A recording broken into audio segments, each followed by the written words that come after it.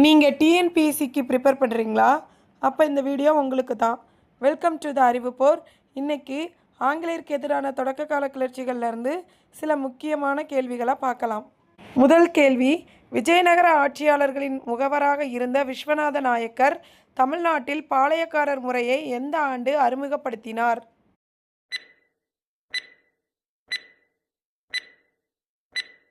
The correct answer is option B, 1529. இரண்டாவது கேள்வி, 1755 பாளையக்காரர்களை அடக்குவதற்காக kernel ஹரானுடன் இணைந்து நெற்கட்டும் சேவலுக்கு சென்ற ஆற்காடு நவாப்பின் சகோதரர் யார்?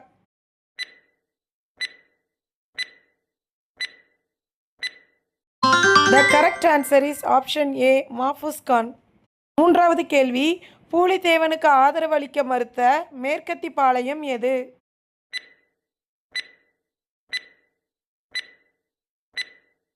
The correct answer is option C, Sivagiri. நான்காவது கேள்வி, யூசுப் கான் என்ற மருதநாயகம் ஆங்கிலேயர்களால் எந்த ஆண்டு தூக்கிலிடப்பட்டார்?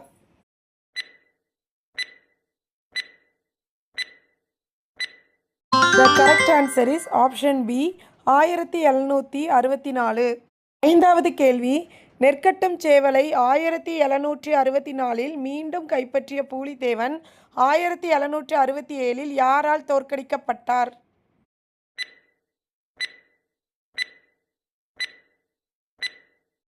The correct answer is option A, Colonel Campbell.